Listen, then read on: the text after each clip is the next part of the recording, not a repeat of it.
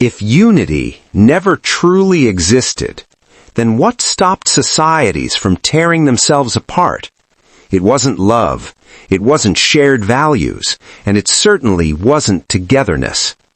We've been taught that civilizations rise when people agree, when they cooperate, when they come together. History disagrees. Agreement has never been humanity's default state. Conflict is. So if unity wasn't real, order had to come from somewhere else. And whatever that force was, it appears again and again, across cultures, empires, and even the Bible. The first force that held societies together was power. Not influence, not inspiration. Power. Power draws lines. Power sets consequences. Power decides where you stop. Ancient empires didn't ask for unity. They enforced stability. Rome didn't unify people by belief. It unified them by law, by roads, by legions. You could worship who you wanted as long as you obeyed. That wasn't unity. That was containment. But power alone is never enough, because power can rule bodies, but it cannot rule hearts. That's why power always recruits a second force, fear. Fear is the quiet architect of order. Fear of punishment, fear of exile, fear of shame, fear of death. Societies don't collapse when people disagree. They collapse when people stop fearing the consequences. Fear doesn't need agreement. It only needs belief in consequences. And fear works until it doesn't. Because fear creates obedience, but it never creates loyalty. And societies built on fear are always fragile. The Bible exposes this early.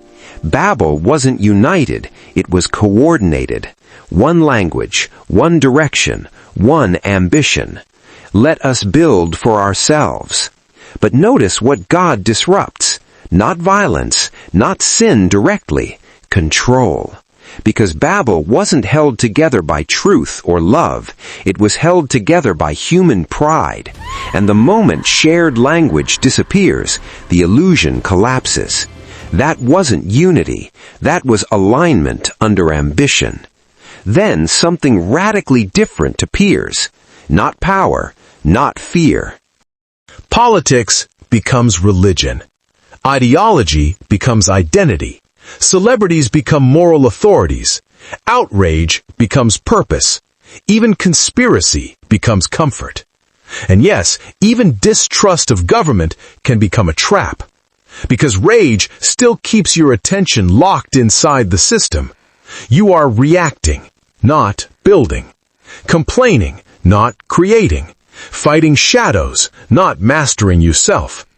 Distrusting the government does not make you free. It only means you are still orbiting it.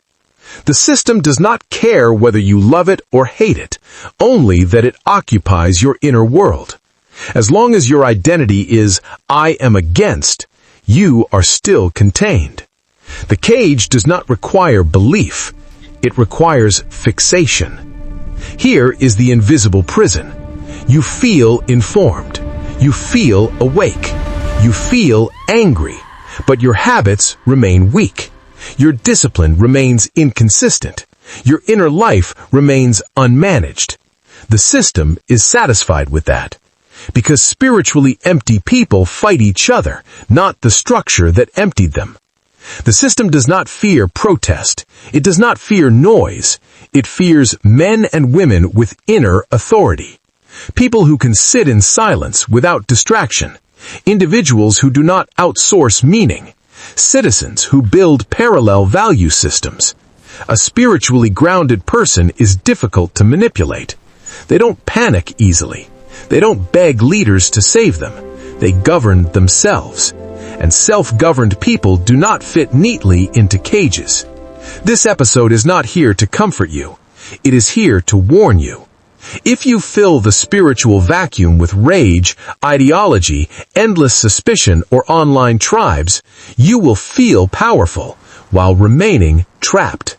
Real freedom is quieter than rebellion, more disciplined than outrage, more demanding than belief. And most people are not ready for it. In the next episode, we will not talk about the system. We will talk about you. How meaning is rebuilt, why discipline replaces protest, and why the most radical act in this age is becoming spiritually ungovernable.